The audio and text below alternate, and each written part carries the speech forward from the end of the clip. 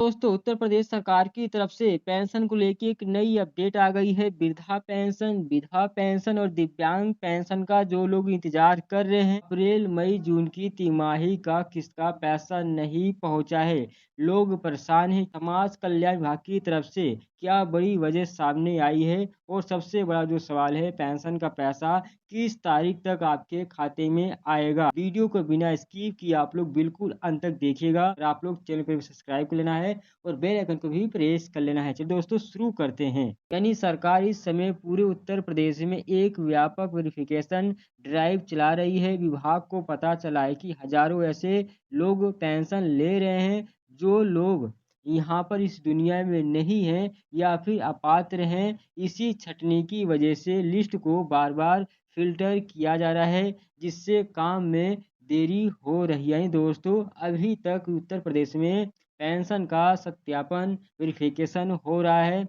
यानी जो लोग सत्यापन में अपात्र पाए जा रहे हैं, उनकी पेंशन सरकार बंद कर दे रही है। ऐसे बहुत से लोग हैं। अगर आपकी भी पेंशन ऐसा हुआ है तो आप लोग समाज कल्याण विभाग में जाके अपना सत्यापन करा सकते हैं। और दोस्तों यहाँ पर दूसरा जो कारण है, यानी पीएफएमएस यानी सार्वजनिक वित्तीय प्रबंधन प्रणाली रिजेक्शन।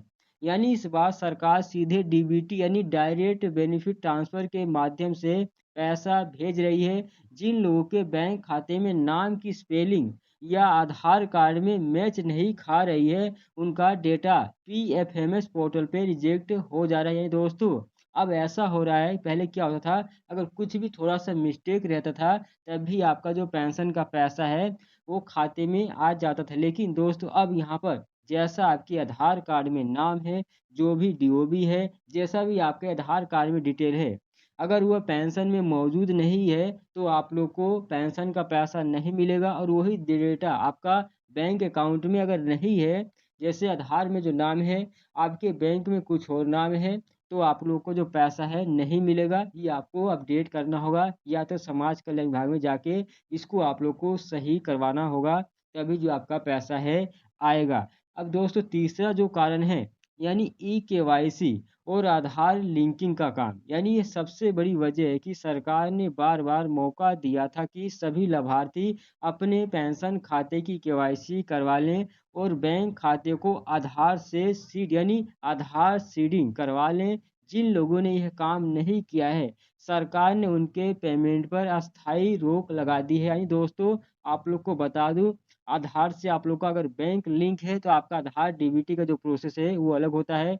आधार डीबीटी अलग कार्य होता है और आधार लिंक होता है वो अलग कार्य होता है। तो आप लोग को दोनों अलग अलग कार्य हैं। अगर आपका आधार बैंक में लिंक है तो इससे ये नहीं होता कि आपका डीबीटी भी लिंक होगा। तो आप लोग पहले आधार लिंक को चेक करें और आपका डीबीटी किस बैंक में लिंक है। अगर मान लीजिए आपके पास 2 से 3 अकाउंट हैं तो आपका आधार डीबीटी एक ही अकाउंट में लिंक रहेगा, चाहे आपके कितने भी खाते हों। तो आप लोग को पहले चेक करना है। जो पहला खाता आपका चालू होता है, आप खुलवाते हैं, उसी खाते में आधार डीबीटी आपका ऑटोमेटिक ऑन कर दिया जाता है।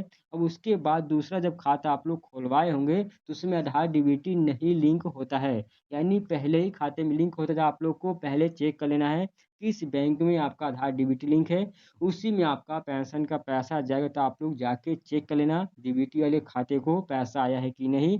अगर नहीं आया है तो आप लोग इंतजार कर लीजिए, आपका पैसा जल्द आएगा। कब तक आएगा बताऊंगा। तो यहाँ पर बात करेंगे, समाज कल्याण विभाग से जानकारी मिली है, उनके अनुसार अगर आपकी पेंशन केवल वेरिफिकेशन या ई केवाईसी की वजह से रुकी थी, दोस्तों आपका स्टेटस अप्रूव दिखा रहा है, तो आपको पिछली किस्त का बकाया यानी जो भी रुका हुआ पैसा है, नई किस्त यानी दोनों किस्त आप लोग को मिलाकर 6,000 रुपये दिए जाएंगे। लेकिन अगर आपका फार्म अपात्र घोषित हो गया तो आपका जो पुराना पैसा है निरस्त कर दिया जाएगा और नया वाला भी निरस्त हो, यानी अप्रैल मई जून का भी जो पैसा है वो भी नहीं मिलेगा। तो आप लोग ध्यान से कार्य करिएगा।